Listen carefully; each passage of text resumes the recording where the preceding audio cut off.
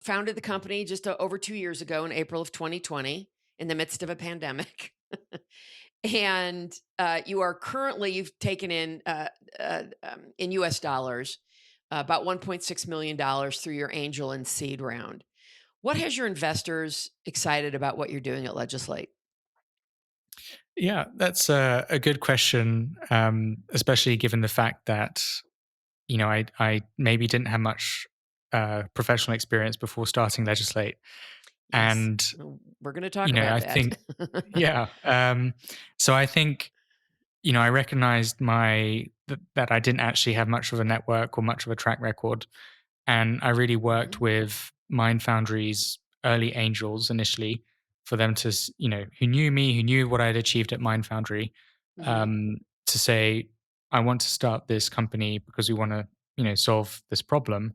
But I Hmm. think what really excited the angels initially is that we were using knowledge graph technology.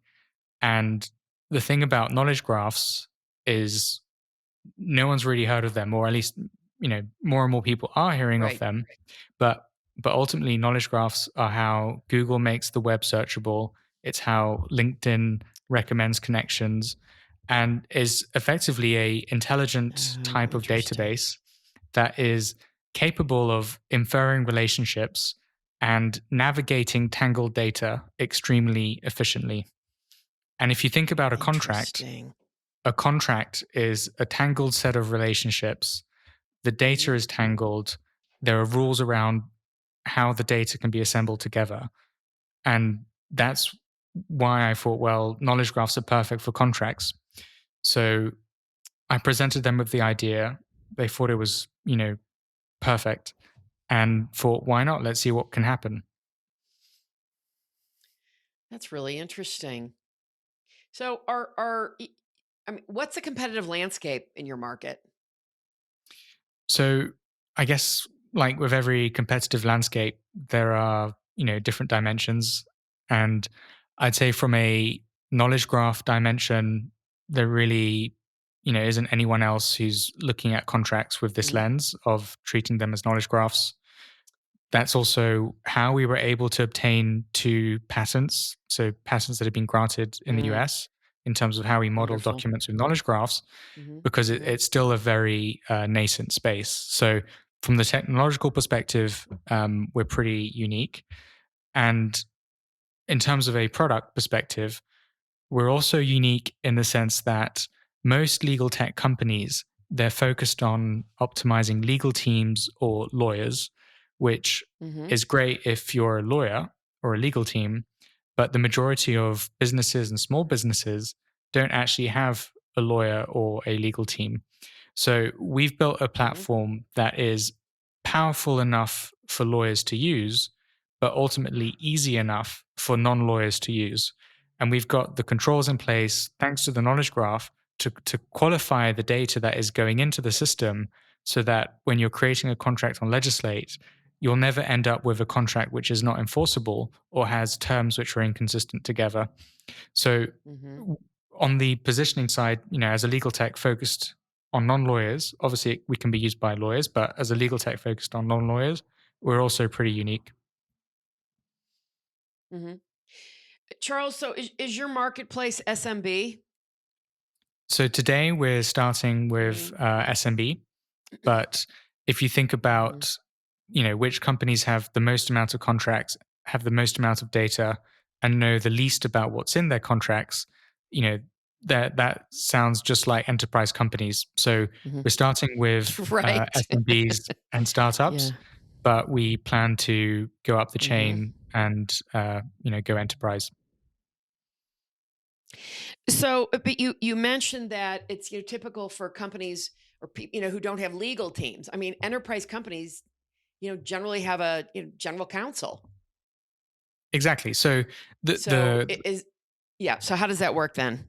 yeah, so the companies that we're going after now that don't have legal teams, it's more because Hmm. it's an easier sell, because Sure, they of don't course. actually have a legal team, there's no competition, and we Hmm. can very easily explain to them that this is a cost effective solution for them, not only to create lawyer Mhm. approved contracts because we provide the templates and they're reviewed by a legal team and they're maintained and updated to always be up to date, but we, we make it easy for them to track that data, which then unlocks new opportunities.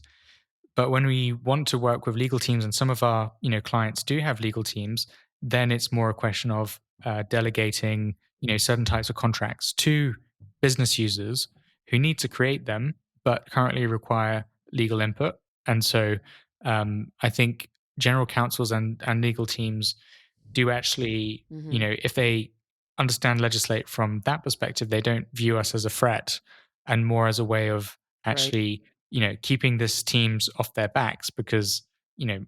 everyone for all those business users, their contract is their highest priority. But from the legal's Mhm. perspective, it might be one item out of a huge pile of contracts or items to do. Right. Yeah, that's really interesting. So, as you mentioned, as I said, I would get to, you're a first time founder, and you only got out of school in 2017. So, you spent 3 years at Mind Foundry and said, "Hey, got this great idea." So tell me about, you as a first time founder, where you have found your greatest challenges, first of all. So, yeah, when I started Legislate straight away, it was relatively easy to get the angel funding from the network of angels because they Yep. knew exactly what I'd achieved, considering Right. my lack of experience. Mhm. And, I helped Yes. secure Mind Foundry's first, ARR Mhm. in SaaS sales. Um, Okay. and I did take a very, consultative approach where I would, kind of determine, okay, who are we selling to? What can our technology do? And did find success there. Mhm. But I think once I got that 150,000, I thought everything else would be easy. And ultimately, where I did struggle was to find a co-founder. I Of was trying to course, yeah. obviously I studied engineering. I knew how to code, but I didn't necessarily know how to code a application. So I thought, okay, I Mhm. need a CTO, and I tried. I almost had one.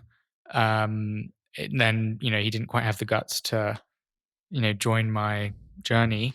So in the end, just thought, okay, I'll be a solo founder. I'll learn how to code, and I'll Mm. just get on with it. And eventually, when we did Mhm. have a bit more of a product, managed to find a CTO. But even then, that didn't actually last too long because the CTO then wanted to do his own thing. So then just ended up working with some consultants to build that first version, and Right. we were a team of Smart. 3, and somehow managed to get some early adopter clients because, as you said, it was the pandemic, which meant Mhm. that everyone still needed to create contracts during the pandemic, but all those contracts moved online. And especially, a niche that we kind of discovered by accident was property and rental agreements, because at least in the UK, a lot of those agreements were still signed, face to face. The landlord would show the tenant the property and then sign the contract there. They didn't want to do that because of COVID, understandably. Mhm. So they've identified Legislate as a good solution. They didn't necessarily care too much about the data yet, but thought, we've got a massive portfolio of properties. We can't really meet all our tenants. Can we use Legislate? We thought, yes, you can. And then with that, overnight ended up with 500 users who proved that actually what we had built worked. And then we used that to raise just over $1 million to build a proper team.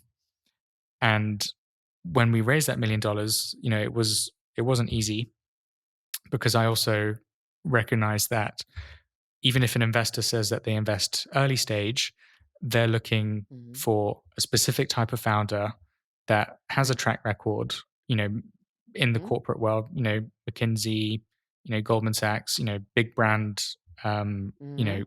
work experience, and already with an MVP prior to any funding, which all sounds impossible. So again, I applied the same technique that I'd followed to get the angel funding. I just went to the VCs that invested in Mind Foundry to understand, okay, do you think based on my track record and what we've achieved so far, and also the fact that we are using really powerful knowledge graph technology that can really, you know, create this whole new market, are you ready to join the journey? And luckily they said yes. But in hindsight, I definitely feel like I've been very lucky.